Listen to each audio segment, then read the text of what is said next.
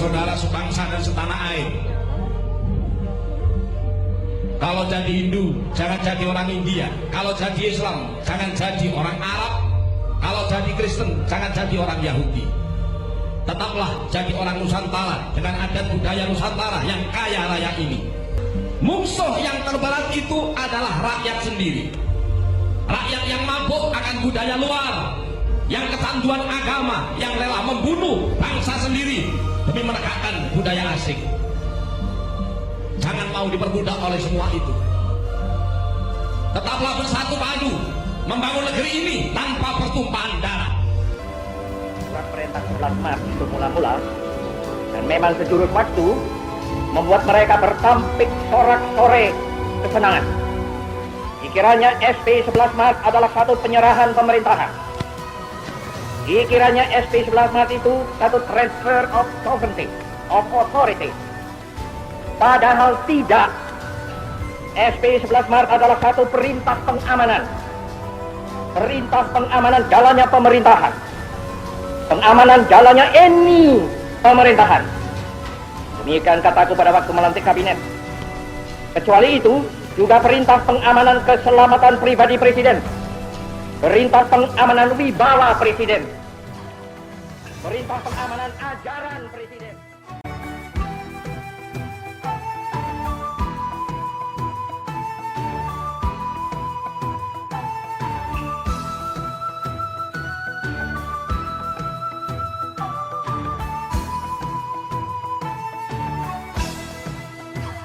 Tanggal 20 Juni hingga 5 Juli 1966, MPRS menggelar sidang umum yang diadakan di Istora Senayan. Salah satu tujuan sidang MPRS ini digelar, adalah untuk memberi kekuatan politik kepada Jenderal Soeharto sebagai pengemban surat perintah 11 Maret. Untuk itu, MPRS mengeluarkan dua ketetapannya, yaitu TEP nomor 9/1966 tentang pengukuhan Supersemar menjadi TEP MPRS, dan TEP nomor 15/1966 yang memberikan jaminan kepada Soeharto sebagai pemegang Supersemar untuk setiap saat menjadi presiden apabila presiden berhalangan.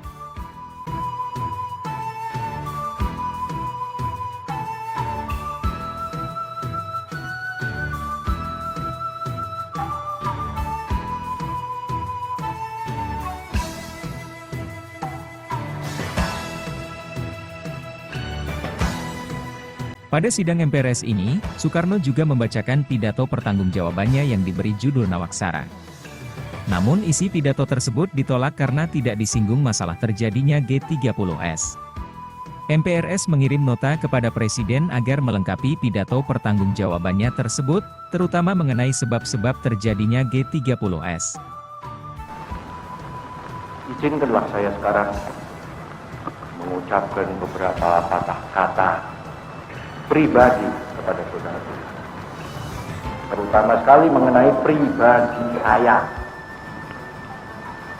Lebih dulu tentang hal laporan progres ini. Laporan progres itu saya simpulkan dalam 9 pasal 9/9 tunj. Maka oleh karena itu, saya ingin memberi judul kepada amanat saya tadi. Nah, ini 9 pokok ini saya namakan apa? 9 di dalam bahasa Sanskrit adalah nawa. Jadi saya mau beri nama pertama dengan perkataan nawa. Nawa apa? Ya, karena saya tulis, saya mau beri nama aksara. Terus nawa aksara, atau disingkatkan nawaksara. Meski Presiden Soekarno telah melengkapi isi pidato Nawaksara, MPRS tetap menolak isi pertanggungjawaban itu. Soekarno mengutuk terjadinya peristiwa G30S, namun, beliau menolak memberi pertanggungjawaban tentang peristiwa G30S. Bagi Soekarno, dalam Undang-Undang Dasar 1945, ataupun dalam ketetapan dan keputusan MPRS sebelum sidang umum keempat, tidak ada ketentuan bahwa mandataris harus memberi pertanggungjawaban atas hal-hal yang cabang. Menyikapi hal tersebut, pada tanggal 9 Februari 1967, DPR GR mengusulkan pada MPRS agar mengadakan sidang istimewa untuk memberhentikan Presiden Soekarno dan memerintahkan kepada Badan Kehakiman yang berwenang, untuk mengadakan pengusutan, pemeriksaan dan penuntutan secara hukum.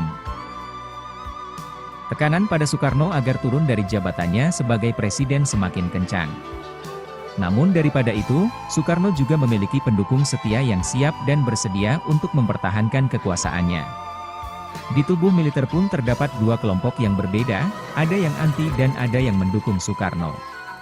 Panglima KKO TNI Angkatan Laut, Maijen KKO Hartono bersama pasukannya adalah salah satu perwira yang mendukung Soekarno.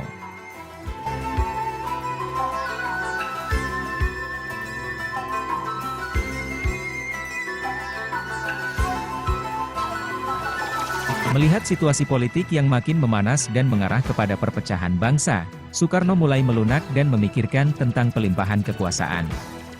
Beliau tidak ingin terjadi tragedi yang lebih besar melanda bangsa ini. Meski saat itu Soekarno masih menjabat sebagai presiden, namun de facto, Soeharto lah yang mengendalikan situasi politik dan menjalankan fungsi eksekutif. Pada awal Februari 1967, Soekarno mencoba berunding dengan Soeharto. Soekarno akan menyerahkan kekuasaan eksekutif kepada Soeharto namun tetap ingin sebagai kepala negara. Namun Soeharto menolak keinginan Soekarno tersebut. Dan pada akhirnya, tanggal 20 Februari 1967, Soekarno secara resmi menyerahkan kekuasaan sepenuhnya kepada Soeharto. Kami, Presiden Republik Indonesia, Mandataris MPRS, Panglima Tertinggi Angkatan Bersenjata Republik Indonesia. Setelah menyadari bahwa konflik politik yang terjadi dewasa ini perlu segera diakhiri demi keselamatan rakyat, bangsa dan negara, maka dengan ini mengumumkan: pertama, kami Presiden Republik Indonesia, Mandataris MPRS, Panglima Tertinggi Angkatan Bersenjata Republik Indonesia, terhitung mulai hari ini menyerahkan kekuasaan pemerintahan kepada pengemban ketetapan MPRS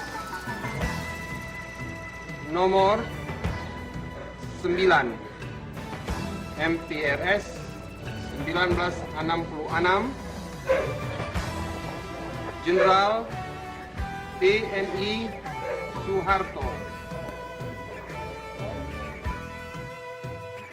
MPRS menggelar sidang istimewa pada tanggal 7 Maret 1967. Pada sidang istimewa ini, lahirlah TEP MPRS nomor 33, 1967 tentang pemberhentian Soekarno sebagai presiden dan pengangkatan Soeharto sebagai pejabat presiden, hingga dipilihnya presiden oleh MPR pada pemilihan umum berikutnya.